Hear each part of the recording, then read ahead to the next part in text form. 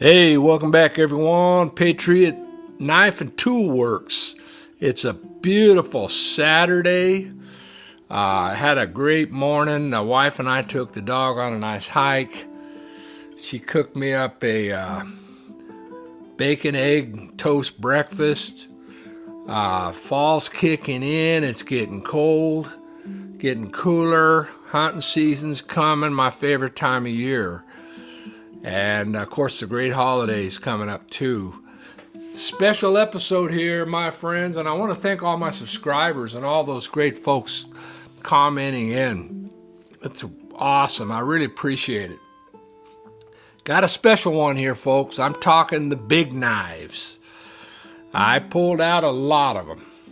A lot of variety. You're going to dig this. You should dig this.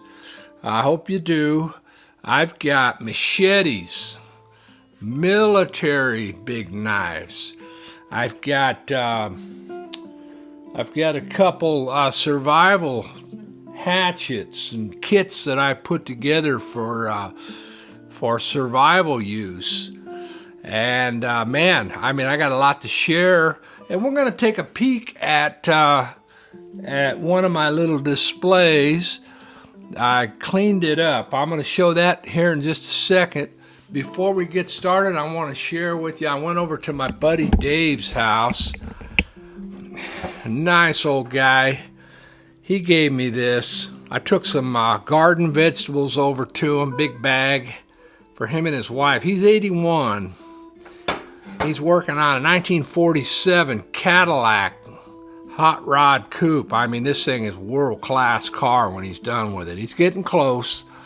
I helped him a little bit on his car. He gave me this great big old cleaver from probably about 1940. Massive thing. What a nice gift, huh? And I'll be passing that on to somebody someday. Sharp as heck. Dave is an awesome guy, man. Yeah, he was Navy. He was Navy, and he born in 1944.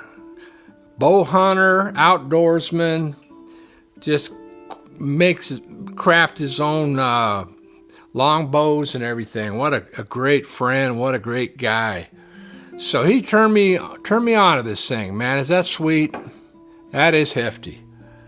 All right, let's, before we look at the big knives, because I got them laid out here, folks. I got them laid out. Oh, yeah. Let's take a look at one of my displays. I cleaned it up yesterday. It was getting so cluttered. Lighting may not be great, but this thing was just piled with old butcher knives and tools, and it was just too crowded. And I'm expanding my lumberjack logging mini museum out in my shop. And so I'm going to have a lot more room out there. So I thinned it out, folks. I have a menagerie here. I've got some of my best axe heads up here, embossed.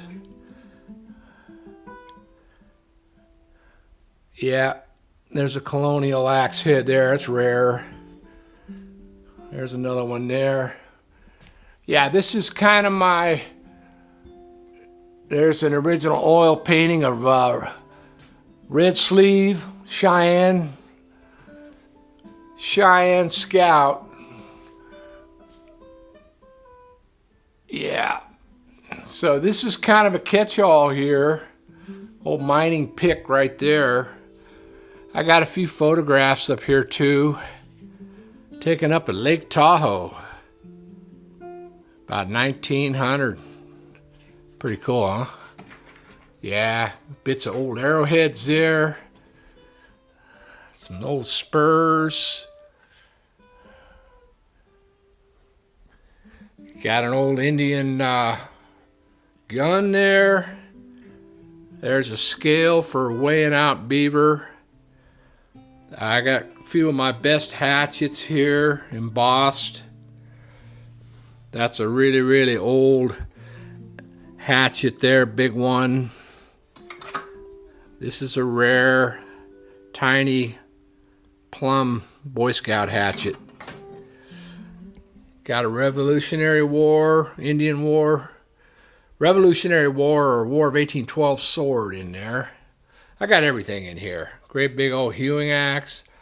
Some really special tools.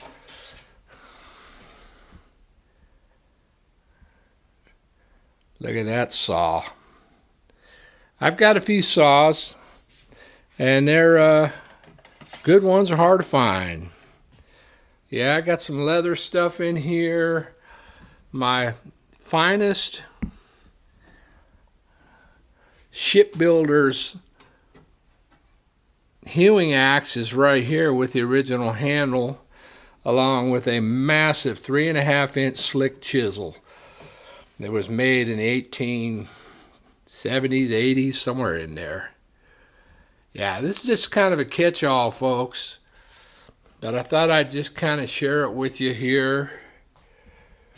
And we're going to look at some big knives. So let's go on over. We're going to start over here. There's my 1940s or 50s case XX knife display. All right, let's get into some big knives, folks. This big honker here, big machete. Yeah, that's a Collins Legitimus. Just a wonderful machete, and look at the old ancient sheath. I think this is kind of a South American variety of a machete. Collins Legitimus, one of the earliest knife and axe machete. They made a lot of stuff for the military back in the day. Here's another machete here, a rare Bartow, made by a fellow in Oregon, Portland area. This was a Korean War era into Vietnam. This is the short one. The longer, you'll see the longer ones occasionally. This one here is just absolutely the cat's meow as far as a tool goes. It's really a Bowie machete. There's the stamp Bartow. What a character he was. Family's still around. And a wonderful custom sheath for it here. Now I'm going to show you, I'm going to talk about something about the quality of tooling on some of these. Those are a couple big knives that I put together myself. I crafted this one out of a file. Yeah, it's a big survival Bowie. I crafted this one out. I did the handles on these. I crafted this one out of a really, really old meat cleaver. Clipped it off, turned it more into a knife. The old wood handle was falling apart. Those are bushcraft survival tools there I've made. Here is probably, I'm going to say this is my favorite big knife right here. Yeah, World War I era. These were used in World War II, maybe even in Vietnam. It's the Plum 1917-18 Bolo knife. And it's a big boy, and this is my favorite right here. If I was lost in the wilderness and I wanted a big knife, I would choose this one here. I don't have the original sheath, so I made one for it. But this is absolutely, and it is sharp. I cut myself on it the other day, cleaning it up a little bit. But this thing here is so balanced and so well made for a big knife. This is the one I would want right here. Now let's get into some more here. You're talking military on that plum there. This is military also, the Bartow. It's kind of a rare piece. Colin Legitimus made machetes and knives for the military. Imperial Knife Company did too. This is not, this was a civilian made in the 70s or so. It's an M7S survival knife that I picked up. The handle was gone, so I paracorded it. Didn't have a sheath, so I made just a handy little sheath for it. And this is just an awesome fighting survival tool. Sharp as heck. I got it all sharpened up. Some of you have seen this, the Ontario Spec Ops right here. Spec Plus Machete. I bought this years ago. This is an original early one. And I never used it much because I never liked the squared tip and the funky saw back on it. So I modified this a couple years ago to lighten it up, turn it into more of a usable bushcraft tool. And it does way better. And I might even do a little more modifying on the tip up here.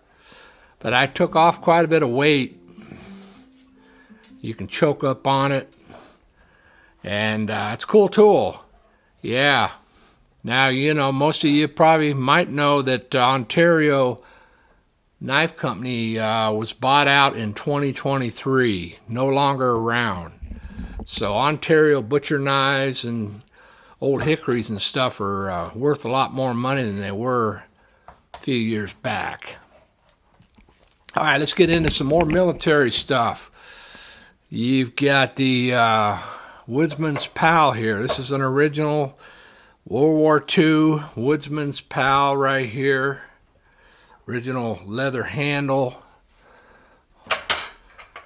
Yep, the original sheath here for it. And I've never used this. This is just a relic, a wonderful piece of history. You can read up on the history of the Woodsman's Pal tool, the whole thought of design as a multi-machete trenching tool, combat weapon. So here's another Woodsman's Pal right here that I modified. It wasn't the handle was gone, so it wasn't as good in condition as that. So I modified this, made a sheath for it. This is one of my favorite tools. It would kind of be a bit of a toss-up. You look at the difference in the end there, what I did with this thing. Made some nice elk stag grip on it. I lightened it up, turned it into a really cool D-guard buoy. And it would almost be a toss-up on what I would want in a survival situation out in the field. Would I go for the plum bolo knife here, or would I go for this one? I don't know. I've got to get out and test them. I know I've used this, but I have not tested this one yet. This one is definitely thinner material. This one here a little bit more heavy duty with that quarter inch blade there. But this is just a really sweet piece now. A little handiwork. Yeah, a little handiwork there. All right. And that sheath is cat's meow too. All right, talking about old hickory. Here we go. Here's an old hickory. This is the, I think it's the 11-inch or 12-inch blade on this one. They made one that's one size up from this. It's like a machete. It's rare. But even these big Bowie butchers here are pretty rare. They're hard to find. I modified the handle a little bit, kind of did the little grip thing there, and I made an awesome sheath for it. So a nice, heavy, lightweight, kind of a Bowie knife there. I got a machete back there. I guess we'll go ahead and take a look at it. I've never used it. My wife bought this for me about 12 years ago, 11 or 12. And I have so many machetes and big knives. And this was such an awesome Kershaw D2 steel that I just decided just to keep it as kind of a collectible. But it's there to use. I actually keep it in my survival kit. Yeah, so I bet you this would perform really well. In fact, I know it would. All right, let's get over to this table here,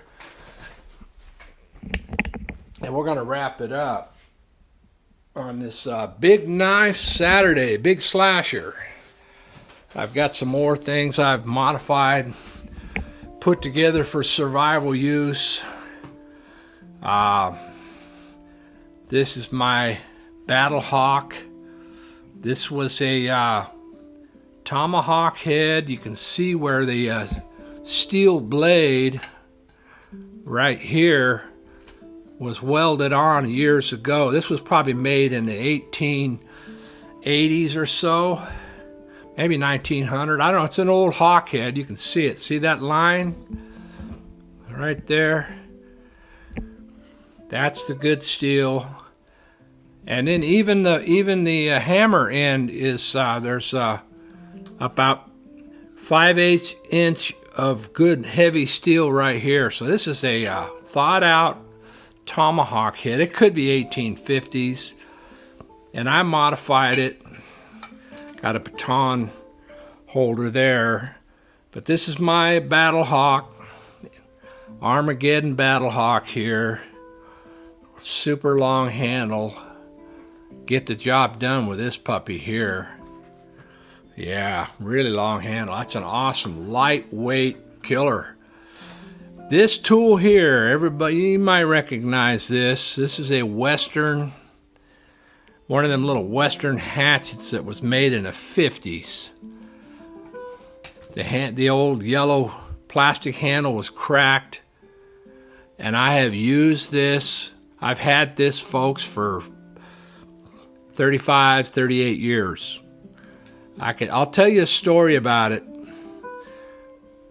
when I'm in my logging museum with the little wood stove going someday.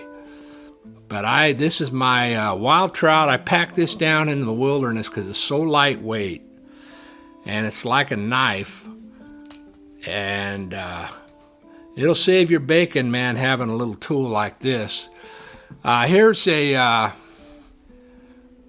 Here's an old hatchet here, cool stamping there. It's rare maker, that I turned into a bushcraft tomahawk hatchet right here. Got a big, nice long handle. Made the leather protector there. All right, here's some interesting pieces. This is just that is just a primitive fighting dagger that I made from an old piece of bone. And I poured lead in there, took a file, like a prison shank. This is just something. I thought I'd throw this out here. I've had this for so many years. It's a little Mexican, made in Mexico, cool little toothpick. Pretty old. I've had this 40 years, so I don't know how old this thing is. Probably like a tourist knife. Made a cool sheath for it. That's pretty wicked. I wouldn't want to get stuck with that. And then I've got a kit here. We'll look at the kit last. Well, we'll look at the kit now. I'm going to go ahead and set this up so you can see what I'm doing. I'll pull it out. This is a bushcraft survival kit that I put together. I've got a real small little, took an old shingling hatchet. Actually, this is more of a tomahawk shingling hatchet, very old. It's actually stamped got a stamp on it somewhere. And so I've got a little hawk there, little hatchet hawk, like a little trapper's axe, belt axe, and then a real nice Nesmith style old, very stout trapper's knife right there, a fixed blade. And one more. One of my favorite knives right here, I use all the time. My little fanny pack with it. This is a file knife that I made years ago, all heat treated and everything. Very basic. This is as basic as you can get for a knife. This thing is so sharp, and the steel keeps an edge so well. It's amazing. Paracord handle. Very lightweight, big blade though. And I love this thing. I've hunted with it. This is a cool knife, folks. And the heat treating on that old file, 100-year-old file, really turned out good. You can hack with this thing. I've chopped down 2-inch limbs. It takes a few hacks, but it can happen. All right, folks. And I'm going to tell you straight up, the best. I've done a little test on some of these tools. And this Bartow right here, this Korean War, Vietnam War Bartow machete here, it's made out of some kind of stainless steel, ruled the day when it come to lopping off 2 or 3 inch limbs in one whack. This thing is a beast. All right. Thanks for watching, everyone.